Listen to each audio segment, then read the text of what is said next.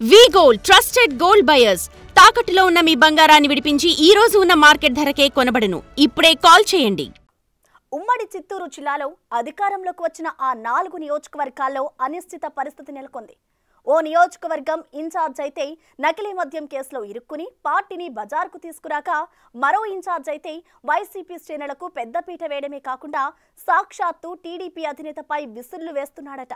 మరో చోట అయితే అసలు ఇన్ఛార్జ్ లేరు. ఇంకో ఇన్ఛార్జ్ వ్యవహారం పార్టీ క్యాడర్తో పాటు నాయకులకు తలనొప్పిగా మారిందట. దీంతో ఆ 4 నియోజకవర్గాలపై దృష్టి పెట్టాలని తెలుగు తమ్ముళ్లు అధిష్టానాన్ని కోరుతున్నారట. ఉమ్మడి చిత్తూరు జిల్లాలో 4 నియోజకవర్గాలలో అధికార తెలుగుదేశం పార్టీ చుక్కాని లేని నావలా తయారైందని క్యాడర్ అంటున్నారట. ముఖ్యంగా ఇతర పార్టీల నుంచి అరువు తెచ్చుకున్న వారు పార్టీని సుడిగుండంలో నెట్టారని అంటున్నారు. తమ్మళ్లపల్లి నియోజకవర్గంలో గత ఎన్నికలకు ముందు వైసీపీ నుంచి టీడీపీలో చేరి టికెట్ తీసుకుని పోటీ చేసిన జయచంద్రారెడ్డి నకిలీ మద్యం వ్యవహారంలో ఇరుక్కోవడంతో ఆయన్ని పార్టీ నుంచి సస్పెండ్ చేశారు. ఆయన టీడీపీలో చేరిన సమయంలో స్థానిక క్యాడర్ వ్యతిరేకించిన కడప జిల్లాకు చెందిన నేతల సహకారంతో టికెట్ తెచ్చుకున్నారు తెలుస్తోంది. దానికి తోడు 16 నెలల కాలంలో జయచంద్రారెడ్డి పార్టీ క్యాడర్ను అనేక ఇబ్బందులు పెట్టాడని అంటున్నారు. దాంతో ఇప్పుడు అక్కడ ఇన్ఛార్జ్ కంటే సమన్వయ కమిటీ ఏర్పాటు చేయాలని క్యాడర్ కోరుతోంది. మాజీ ఎమ్మెల్యే ప్రవీణ్ కుమార్ రెడ్డి టీడీపీ ఇన్ఛార్జ్ గా వస్తాడని అంటున్నా ఆయన గతంలో పార్టీ మారి చంద్రబాబుపై చేసిన విమర్శలపై తెలుగు తమ్ముళ్లు ఆగ్రహం వ్యక్తం చేస్తున్నారు. మరోవైపు శంకర్ యాదవ్ తో పాటు తెలుగు యువత నాయకుడు కట్టా దొరస్వామి నాయుడు ప్రయత్నాలు చేస్తున్నారు. అయితే ద్విసభ్య కమిటీ ఏర్పాటు చేసి స్థానిక సంస్థల ఎన్నికలలో ముందుకు పోవాలని టీడీపీ క్యాడర్ కోరుతోంది.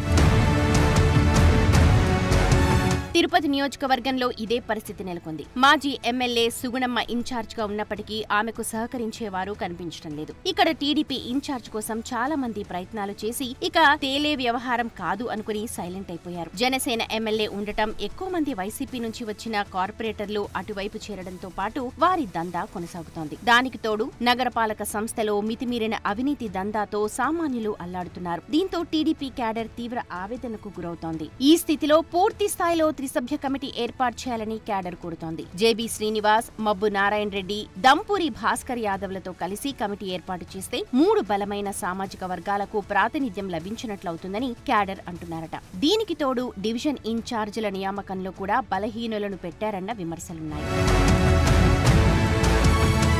సత్యవేడు నియోజకవర్గంలో మరి విచిత్ర వాతావరణం నెలకొంది. వైసీపీ నుంచి ఎన్నికలకు ముందు వచ్చి అప్పటి వైసీపీ సిట్టింగ్ ఎమ్మెల్యే ఆదిమూలం టీడీపీలో చేరి అందరూ వ్యతిరేకించిన విజయం సాధించారు. ఆ తర్వాత జరిగిన పరిణామాల నేపథ్యంలో గ్రావెల్ మాఫియా అతనికి వ్యతిరేకంగా చేసిన కుట్రలో ఇరుక్కుపోయారు. ఓ మహిళా టీడీపీ నాయకురాలితో సరసాల వీడియో బయటకు రావడంతో పార్టీ నుంచి సస్పెండ్ చేశారు. తర్వాత పరిణామాల నేపథ్యంలో శ్రీపతి బాబును కన్వీనర్ గా నియమించారు. అయితే అప్పట్లో గంగా ప్రసాద్ వ్యవహారంతో సీరియస్ అయిన చంద్రబాబు వారిని తప్పించి కాంట్రాక్టర్ శంకర్ రెడ్డిని ప్రోగ్రామ్ కన్వీనర్ గా నియమించారు. అయితే తానే ఇన్ఛార్జ్ నని ఆయనే చెప్పుకుంటున్నారు. అయితే పార్టీలో చేరిన వెంటనే వైసీపీలోని తన సామాజిక వర్గాన్ని మొత్తం పార్టీలోకి చేర్చి వారికి అన్ని రకాల వ్యవహారాలు అప్పగించారు. దీంతో క్యాడర్ తీవ్ర స్థాయిలో ఆగ్రహం వ్యక్తం చేస్తోంది. తాజాగా ఓ దేవాలయం ధర్మకర్తలి మండలి నియామకంలో వివాదాస్పద మాజీ టీటీడీ బోర్డు మెంబర్ శేఖర్ రెడ్డి అనుచరుడికి అవకాశం కల్పించారు. దీంతో పాటు అనేక కేసులు ఉన్న వ్యక్తిని చైర్మన్ గా నియమింపచేశారు. ఇది వివాదంగా మారింది. దీనికి తోడు పార్టీ పెద్దలను ఇష్టానుసారం మాట్లాడుతున్నారని అధిష్టానానికి ఆధారాలతో సహా ఫిర్యాదు చేశారట. మరోవైపు ఎమ్మెల్యే తాను దళితుడు కావడం వల్ల ఇక్కడ వీరి పెత్తనం నడుస్తోందని, తన అనుచరులతో విమర్శలు చేయిస్తున్నారని,